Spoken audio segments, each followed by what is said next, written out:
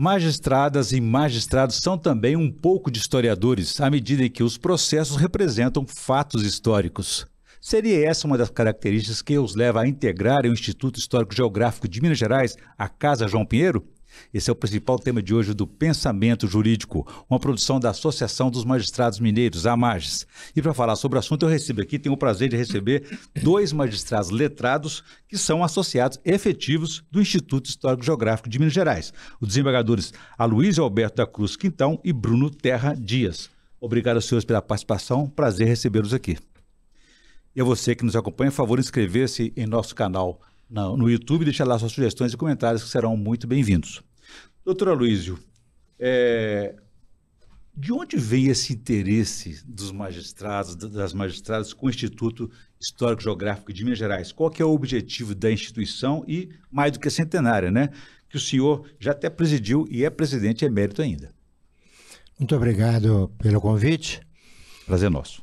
É uma satisfação poder participar deste importante programa. A formação de uma associação cultural nos primeiros anos da República veio satisfazer o interesse da intelectualidade da época. Com a novidade do pensamento republicano sendo posto em prática, a preocupação de jovens intelectuais, de empresários, de profissionais em geral, foi no sentido de preservar aquilo que eles estavam ajudando a implantar no Brasil. Um pensamento revolucionário, porque foi fruto de todo um questionamento da monarquia e calcado na filosofia positivista. Entre os intelectuais da época, não podiam faltar magistrados. Desde a primeira hora, a magistratura se fez presente. O segundo presidente, desembargador Moinhos, foi realmente um dos primeiros a integrar a casa. E com isso, a nova entidade foi um marco em toda a história de Minas Gerais e até da República. A construção de um novo pensamento. Porque veio, inclusive, trazer esse novo pensamento, a estimular novas ideias, e teve líderes importantes, entre os quais está João Pinheiro da Silva. Muito bem. Doutor Bruno, além desse lado do historiador, o senhor também é escritor, assim como o doutor Aloysio, tem vários livros publicados, né? Qual que é a importância do Instituto para a cultura, particularmente? Bom, antes de mais nada, quero cumprimentar o meu amigo Odion Teixeira, o meu amigo Aloysio Quintão e a todos que estão nos assistindo. Olha, a questão da cultura é tão importante, apesar do conceito, sei lá, um tanto controverso, né? Disputam aí ingleses e alemães sobre qual o conceito de cultura, e os franceses dão também as suas opiniões, mas colocando que seja um entendimento mais raso, aquilo tudo que compõe o modo de ser, desde a intelectualidade às boas maneiras. Pois bem, cultura é tudo aquilo que nós recebemos, com que interagimos, transformamos e passamos adiante. O magistrado, em termos gerais, o que ele é? Ele é um operador de cultura, porque ele é um cronista da sociedade onde ele se insere. Vá lá, um cronista não dos melhores, porque ele busca todos os acontecimentos que infelicitam a sociedade. Seja na área criminal, seja na área civil, administrativa, enfim. Mas ele é um cronista, justamente por isso, dessa sociedade. E ele tem que ter uma compreensão desse mundo onde ele se insere. A partir daí, conhecer, sim, o direito, dever de todos nós magistrados.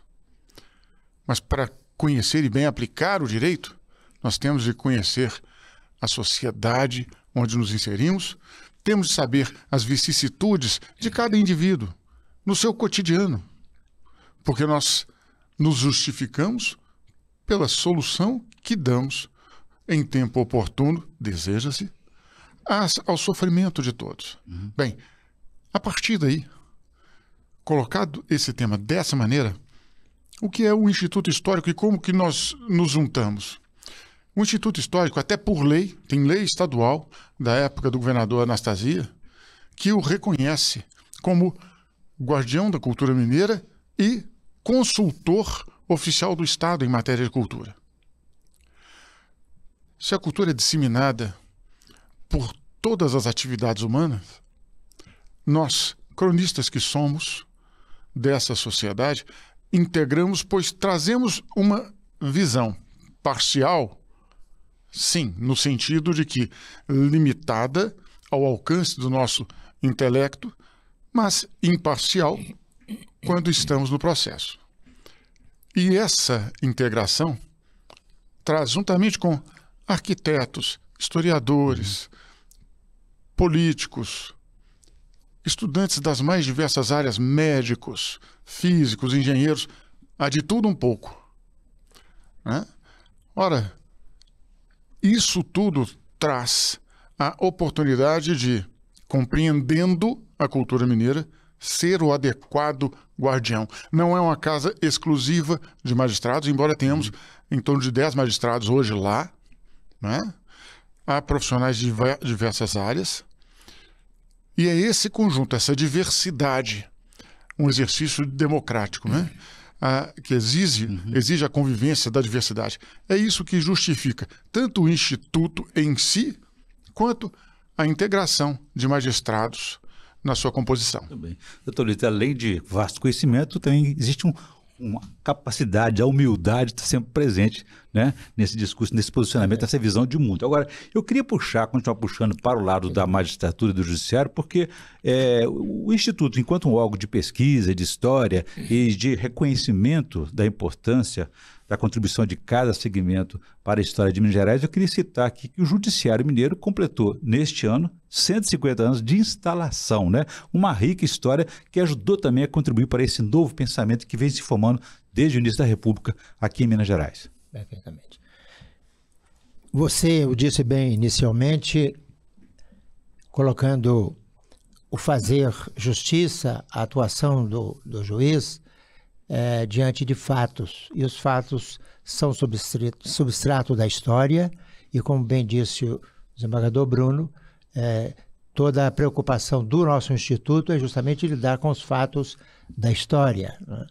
E está no próprio Estatuto desde o início, que é não só preservar, mas divulgar fatos históricos, atos históricos, pessoas que contribuíram para a história, sobretudo de Minas Gerais. E é isso que o Instituto procura fazer desde o início, com a colaboração, com a participação da magistratura. Como disse antes, o desembargador Moinhos de Vilhena foi um dos primeiros, inclusive chegou a ser o segundo presidente. Na minha posse, por exemplo, eu fui saudado pelo desembargador Hélio Costa e encontrei e convivi com os desembargadores Wilson, os irmãos Wilson e Walter Biado. E depois disso outros vieram, e a ponto de chegarmos hoje a uma dezena, com possibilidade de aumento constantemente. A história do Instituto, portanto, está umbilicalmente ligada à história do Judiciário. O Judiciário, o poder Judiciário se instalou na nova capital mineira muito antes da inauguração e acompanhou, portanto, todo esse movimento que era do interesse republicano de dar uma nova cara à capital de Minas Gerais.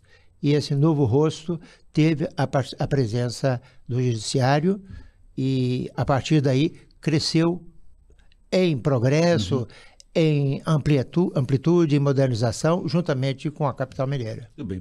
Doutor Bruno, além dessa relação com a magistratura, com o judiciário, vamos ampliar um pouco a nossa avaliação aqui para outros segmentos. A política, por exemplo. O senhor citou o ex-governador Antônio Anastasia, que é membro associado também ao Instituto Histórico e Geográfico, e a casa é chamada João Pinheiro. Como é que é essa relação da política, dos políticos com o Instituto? Bem, política em maiúsculas é a administração da polis, falando muito rasamente. E é natural, então, que tenhamos políticos maiúsculos integrando a casa. João Pinheiro, símbolo fundador. Antônia Anastasia, curiosamente, titular da cadeira número 1, que leva o nome de João Pinheiro. Recentemente, tivemos a integração do ex-governador Eduardo Azeredo.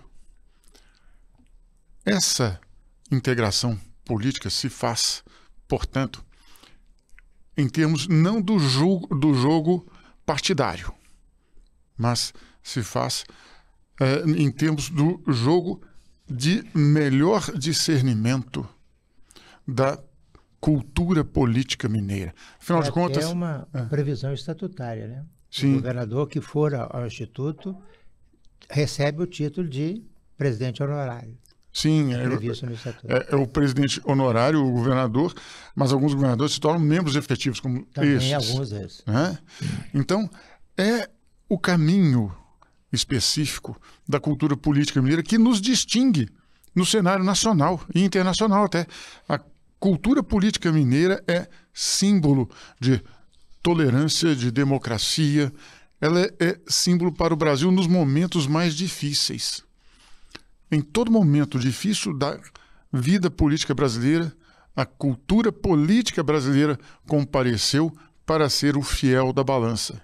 E foi, até hoje, executou muito bem esse papel. E o Instituto Histórico, portanto, não poderia se refugiar de atentar para isso. Olha, doutor Aloísio, existem várias entidades, instituições que têm digamos assim, uma atuação semelhante à do Instituto Histórico Geográfico, mas nem todas têm a longevidade institucional do Instituto, que completou no mês passado 117 anos. De onde vem a razão dessa longevidade? É realmente a mais antiga associação cultural em atividade. O próprio objetivo do Instituto, preservar, divulgar a história, principalmente mineira, foi algo que marcou praticamente o desenrolar de toda a sua vida até agora. Porque fazer história, preservar a história, divulgar a história, é algo que não tem limites. Exige muito esforço, exige muita pesquisa, exige muito senso técnico, aprimoramento e interesse de todos os participantes. Então, é uma entidade que praticamente força cada associado a se interessar cada vez mais pela história, a pesquisar, o que é importante, para saber, então, ou procurar ajudar a divulgar e a preservar tudo que for relacionado com o pensamento histórico de Minas e do Brasil. Muito bem, eu vou fazer um intervalo agora, doutor Aloísio. No próximo bloco, gostaria que a gente falasse um pouco mais sobre as contribuições do Instituto para a pesquisa, para a preservação da história e da memória de Minas Gerais. A gente volta, então, em 1 minuto, ok?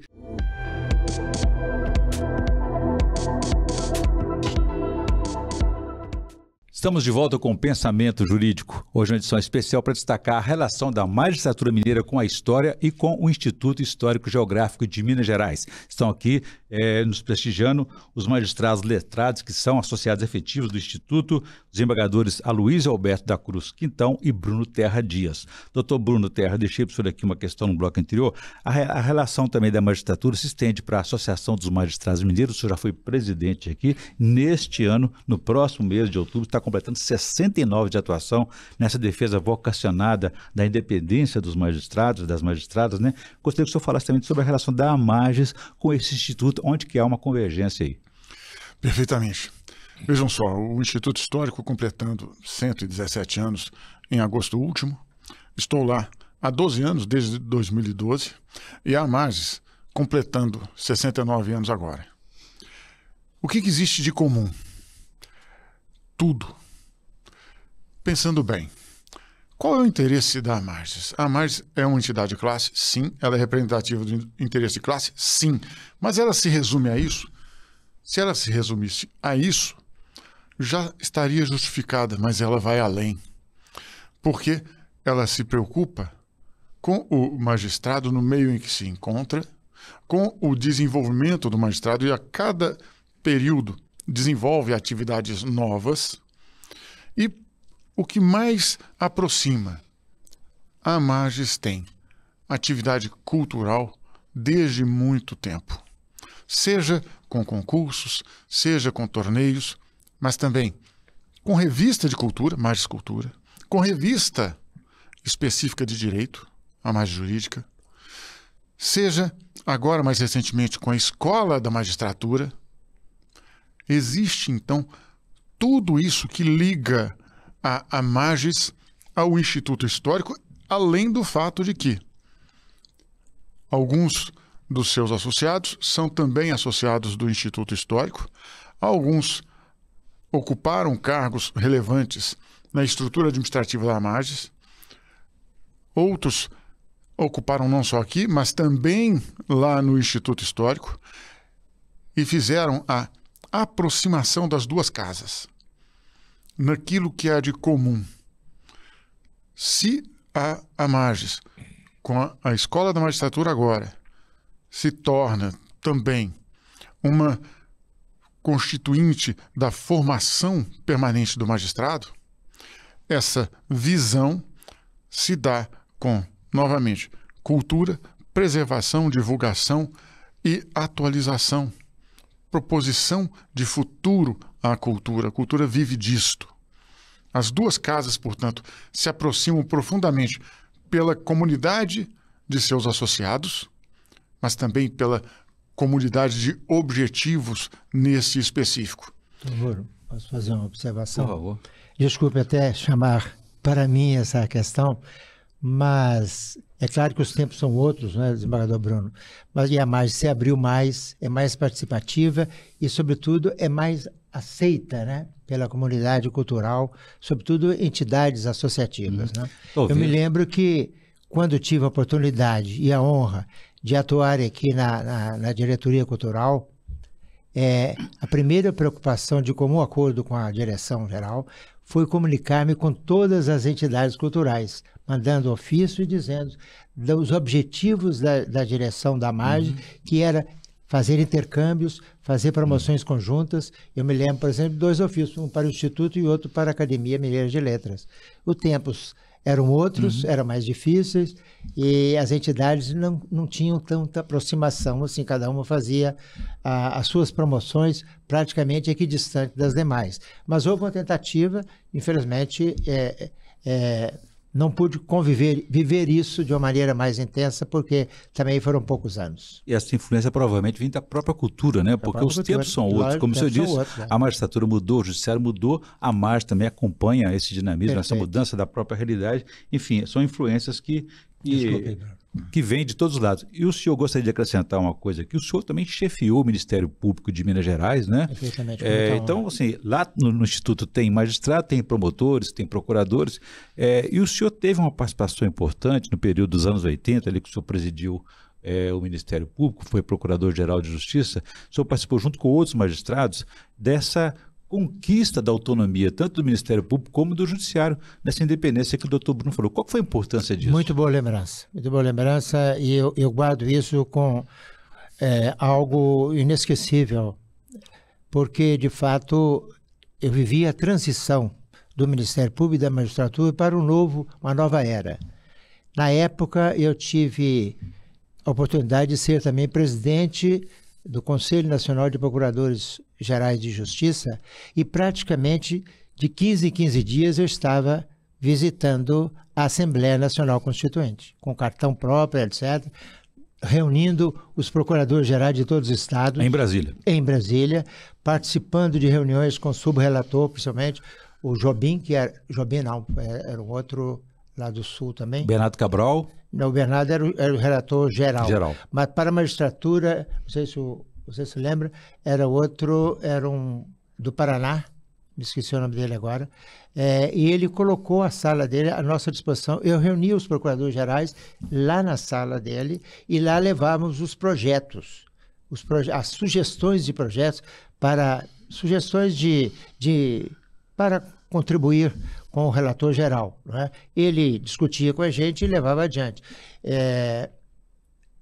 Lutamos muito pela autonomia, financeira, autonomia administrativa, e isso, felizmente, foi uma grande vitória. E posso acrescentar o seguinte, quando eu pude implantar o que veio da nova Constituição, que é, num determinado momento, dizer ao governador, a partir de amanhã, sou eu e não mais Vossa Excelência que vai assinar atos, fazer isso. E eu vinha sempre comentando com ele em todo o despacho que eu tinha com ele. E o presidente do tribunal ficou conhecendo, me perguntou o que eu estava fazendo. Eu falei, eu vou tomar essa iniciativa, já combinado com todos os procuradores gerais. Ele falou assim, me manda o que você fizer, você manda uma cópia. Publicamos no mesmo Minas Gerais o ato de autonomia do Ministério Público e o tribunal publicou no mesmo Minas Gerais juntos esses dois atos. É um fato histórico e às vezes é muito lembrado. A partir daí houve secretários que sussurraram para o governador que o Ministério Público e a magistratura estavam tomando atribuições dele. Mas ele estava ciente de que era a nova Constituição, era um governador inteligente, sabia disso, muito vivaz, e ele estava sempre informado por mim do que estava ocorrendo lá no... Interessante, doutor Bruno, que essa foi a independência do judiciário perante os outros poderes, não é isso? Sim, foi uma coisa muito interessante. Novamente, falando de cultura, estamos sempre sobre os ombros de gigantes para enxergar mais adiante. Isaac Newton. E olha só, o que acontece? Se hoje nós temos uma sociedade mais aberta, se hoje nós temos uma sociedade que cultua a transparência, isso se deve aos esforços empreendidos lá na Constituinte por homens como a Luiz Quintão. Por quê? O Ministério Público era basicamente uma repartição do Poder Executivo. Perfeito. Né? O Judiciário ficava submetido ao Poder Executivo e ao Poder Legislativo em muitas ocasiões, pois não fazia os seus concursos, não fazia suas promoções, suas aposentadorias, suas remoções, nada disso. Os seus prédios não eram do Judiciário, nem do Ministério Público, tudo era do Executivo. A Constituição foi um marco, mas ela só conseguiu ser esse marco porque houve uma geração de magistrados e membros do Ministério Público, magistrados em sentido amplo, que abrangem o Ministério Público, porque magistrado vem a significar... O relator era o mesmo, inclusive. Sim, acho que era o Ibsen Pinheiro. Ibsen Pinheiro, desculpe. Que era do Ministério Público do Rio Grande do Sul. Ibsen Pinheiro, foi muito importante o Ibsen. Então, houve uma geração que pensou durante o período do regime de 64 e soube guardar o tempo certo para gerar a maturidade e termos a execução de princípios tão importantes como temos hoje nesse país. Basta lembrar, muita coisa acontecia e ninguém sabia. Hoje temos as inconveniências de todos saberem de tudo. Do excesso da informação. Sim, mas é muito melhor do que ninguém saber de nada. É bom lembrar que nessas ações junto ao Poder Legislativo, magistratura, Ministério Público e a Ordem dos Advogados, em determinados momentos se uniam na postulação das mesmas ideias, das mesmas modificações da Constituição. Doutor Luiz, doutor Bruno, nós estamos na reta final do nosso programa, o tema é muito rico, muito interessante, mas nós temos um limite de tempo, mas ainda tenho mais 1 minuto para o senhor e também para o doutor Bruno, para fazer a indicação de leitura para a nossa audiência, por favor, para quem quiser ter mais conhecimento sobre a história de Minas, suas tradições e sua importância para o seu povo e também para o cenário nacional.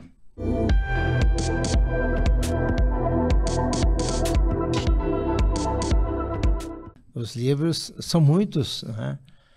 Mas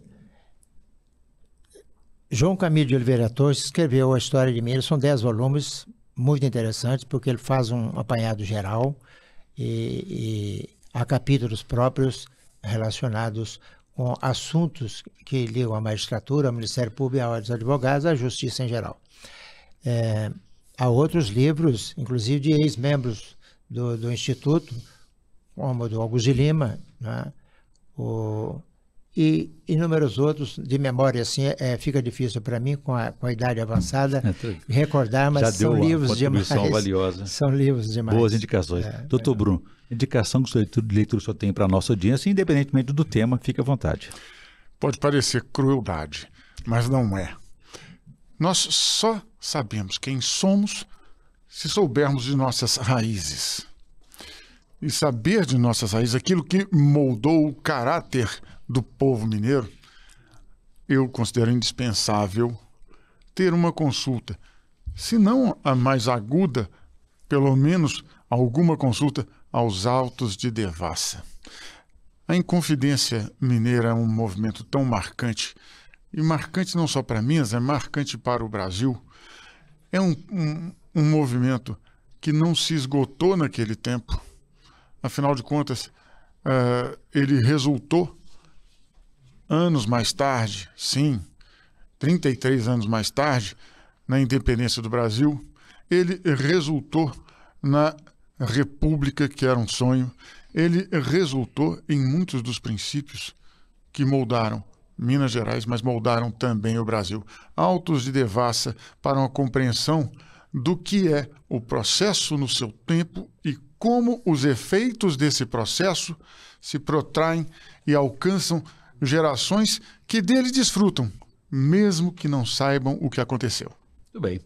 Bom, eu conversei aqui com os desembargadores Aloísio Quintão e Bruno Terra Dias, que são associados efetivos aí do Instituto Histórico Geográfico de Minas Gerais, magistrados letrados, que deram essa contribuição importante aqui para a gente hoje, falando sobre a importância da relação da história com a magistratura mineira e com o Instituto que faz essa pesquisa, que faz a preservação da memória e das tradições aqui de Minas Gerais. Obrigado aos dois pela entrevista, foi um prazer recebê-los aqui no Pensamento Jurídico.